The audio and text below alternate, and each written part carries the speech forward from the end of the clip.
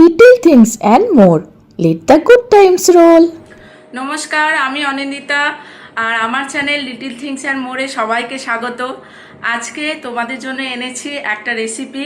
যারা রান্না জানো তারা তো অবশ্যই এই রেসিপিটা জানো, আর যারা রান্না জানো না তারাও এটা একদম ইজিলি বানিয়ে ফেলতে পারবে। তাহলে এসো শুরু করা যাক। এই যে এখানে চিকেন, একদম 500 গ্রাম চিকেন আনা হয়েছে। একদম এটাকে ভালো করে ধুয়ে আমি এখানে জল ঝরিয়ে রেখে দিয়েছি। এবার এটাকে আমি আগে ফার্স্টে ম্যারিনেট করে নেবো। দেবো হচ্ছে একটু হলুদ পাউডার, একটু নুন, স্বাদ মতো লঙ্কা গুঁড়ো, আর লেবু আমার কাছে নেই, টক দইও আজকে বাড়িতে নেই, তাই জন্য আমি একটু ভিনিগার দিয়ে দিচ্ছি ম্যারিনেটের জন্য। দুটো ছোট এলাচ আর দুটো লবঙ্গ, এগুলো এতে দিয়ে কিছুক্ষণ রেখে দিলে অ্যারোমাটা খুব ভালো আসে, গন্ধটা খুব ভালো আসে। এটাকে একটু মাখিয়ে নিয়ে ঢাকা দিয়ে দিলাম। এবার আলুটা আমি ওই একইভাবে একটু নুন হলুদ মাখিয়ে নেব।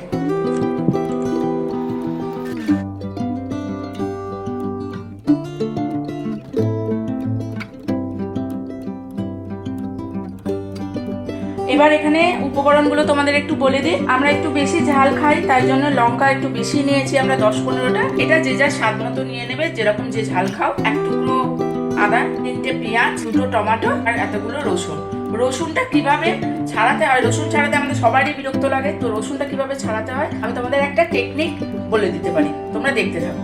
এই যে এক একটা রসুন, এটাকে যদি এইভাবে ছাড়াতে যাও তাহলে নখ তো ভাঙবেই, তার সঙ্গে প্রচন্ড ব্যথা হবে, আর ছাড়ানোটা অনেকটা টাইম কনজিউমিং। তাই জন্য এটাকে ফার্স্ট কি করতে হবে, এই যে মুখের কাছটা, এটাকে ছুরি দিয়ে একটুখানি কেটে দেবে। এই কেটে দিলে এইখানটা একটু নরম টাইপের হয়ে গেল, শক্তটা চলে গেল। এবার এটাকে এরকম ভাবেও ছাড়িয়ে ফেলতে পারো, আর তাতে যদি তাতেও অসুবিধা হয়, তাতেও যদি দেখছো ছাড়ছে না, তাহলে এই মুখটা কেটে নিয়ে এইটাকে এরকম ভাবে রেখে ছুরিটার এই পিছনে এরকম ভাবে ফ্ল্যাট ভাবে রেখে হাত দিয়ে এই একটু চাপ দিয়ে দিলে, ব্যাস দেখো একদম ক্র্যাশ হয়ে গেল।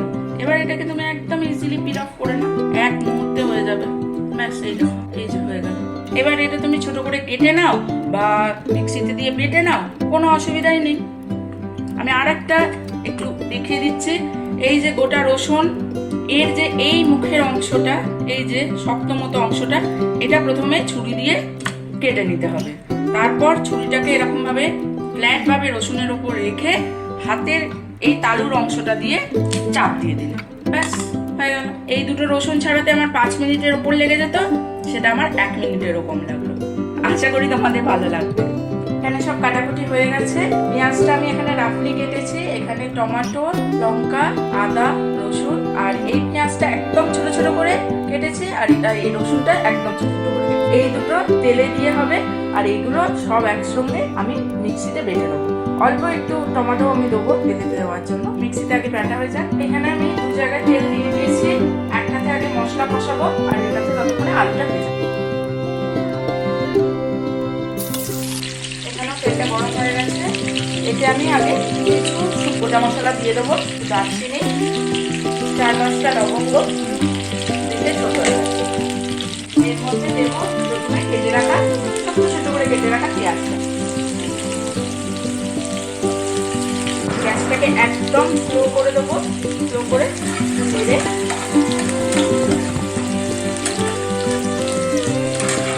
অল্প অল্প নাড়তে হবে, অল্প দিয়ে দিয়ে দেবো কেটে রাখা রসুন। আমি যেরকম ভাবে দেখাচ্ছি এরকম ভাবে করলে কিন্তু স্বাদ ভালো আসবে। আগে পেঁয়াজ একটুখানি নেড়ে নিয়ে তারপর রসুনটা, আর এগুলো কিন্তু ছোট করে কাটাটা কিন্তু অবশ্যই দরকার। এখানে পেঁয়াজটা দেখো বেশ লাল লাল মতো হয়ে এসছে, হালকা যেটা গোল্ডেন ব্রাউন করি আমরা, সেটা হয়ে এসছে। গ্যাসের ফ্লেমটাকে লো করে এখানে দিয়ে দেবো ছোট করে রাখা টমেটো কুচি। এবার এটা একটু চাপা দিয়ে দেবো, একটু টমেটোটা আর পেঁয়াজগুলো সিদ্ধ হোক, গ্যাসের ফ্লেম একদম লোতে থাকবে, একটু সিদ্ধ হোক। তারপর আবার এটাতে মিক্সিতে বেটে রাখা যে মশলাটা করেছিলাম ওটা দেবো। আলু প্রায় ভাজা হয়ে গেছে। বন্ধ করে গ্যাসের ফ্লেমটা, এবার আলুটা তুলে রাখবো। মাঝখানে একবার তুলে একটু নাড়িয়ে দেবে। আরো 1-2 মিনিট এটা সিদ্ধ হোক। 2 মিনিট হয়ে গেছে। ওখানে বেটে রাখা যে মশলাটা, সেটা আমি এবার এর মধ্যে মিশিয়ে দেবো। হালকা হালকা মিশিয়ে দিতে হবে। মাংস রান্না আর যত ভালো করে সুন্দর করে টাইম নিয়ে কষাতে পারবে, ঠিকঠাক জিনিস ঠিকঠাক সময় ঠিকঠাক অনুপাতে দেওয়া হবে, তাহলেই স্বাদ খুব ভালো আসবে। এবার এর মধ্যে আমি অ্যাড করব শুকনো মশলাগুলো, মানে গুঁড়ো যে মশলাগুলো। এবার যেভাবে আমি অ্যাড করছি সেটা একটু ভালো করে খেয়াল করো, কারণ আমি যেভাবে অ্যাড করব সেটার কিছু কিছু কারণ আছে, সেই জন্যই আমি অ্যাড করছি। প্রথমেই আমি যেটা অ্যাড করব হলুদ। এবার কেন হলুদটা প্রথমে অ্যাড করলাম, তার কারণ হচ্ছে হলুদটা রংটা দেবে। তাই জন্য সবার আগে মশলাটা একটুখানি কষিয়ে নিলেই শুকনো মশলার মধ্যে হলুদটা আগে অ্যাড করে নেবে। অ্যাড করে নেওয়ার পর 1 মিনিট মতো একটু নাড়াচাড়া করে নেবে। মশলার আগে পরে হওয়ার পিছনেও না অনেক সময় স্বাদের ডিফারেন্স আছে, জানো তো। আমি যেভাবে করছি সেভাবে কিন্তু তোমরা করে দেখতে পারো, আমার মনে হয় খুব ভালো হবে।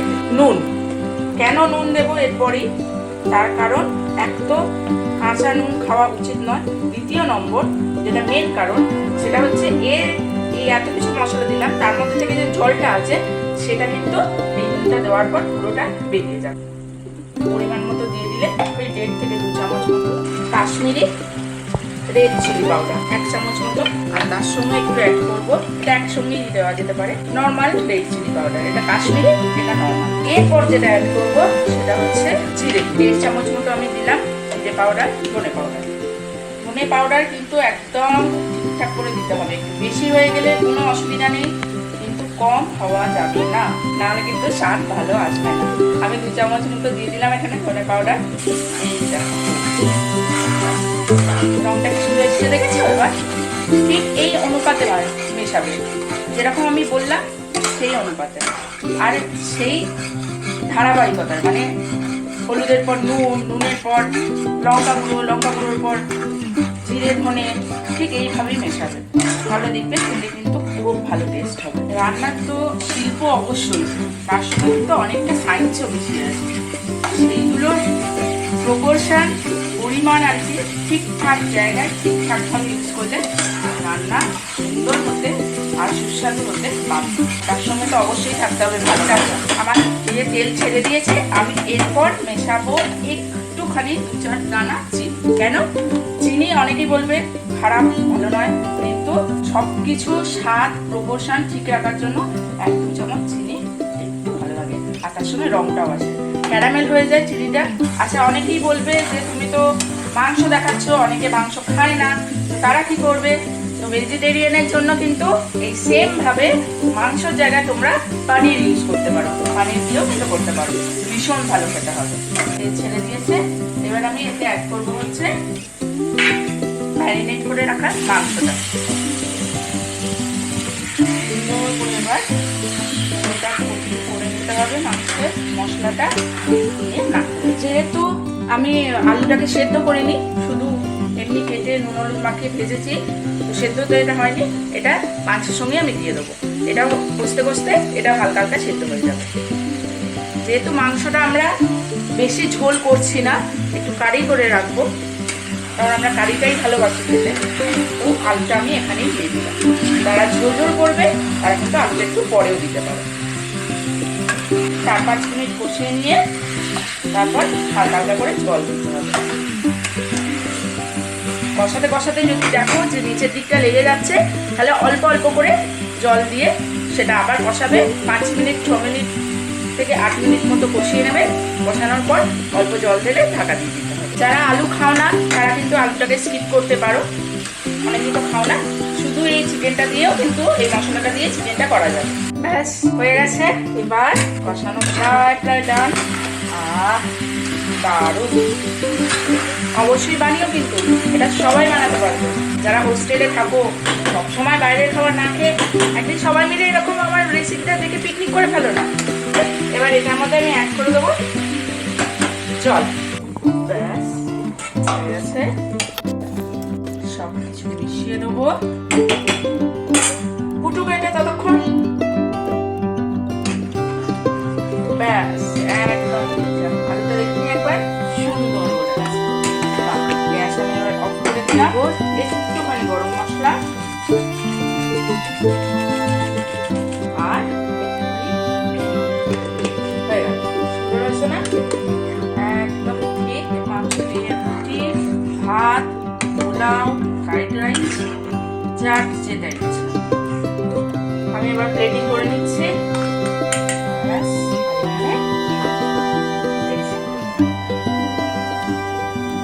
রেসিপিটা তো আমি বানিয়ে তোমাদের পুরোটা দেখালাম, আর আমার ছোট ছোট টিপসও তোমাদের সাথে শেয়ার করলাম। আশা করি তোমাদের ভিডিওটা খুব ভালো লাগবে আর হেল্পফুলও হবে। তো তোমরা যারা যারা বানাবে তারা কিন্তু আমাকে অবশ্যই কমেন্ট করে জানাবে। তাহলে ভিডিওটা আজকে এখানেই শেষ করছি। সবাই ভালো থাকবে আর প্লিজ চ্যানেলটা সাবস্ক্রাইব করে দিও। টাটা।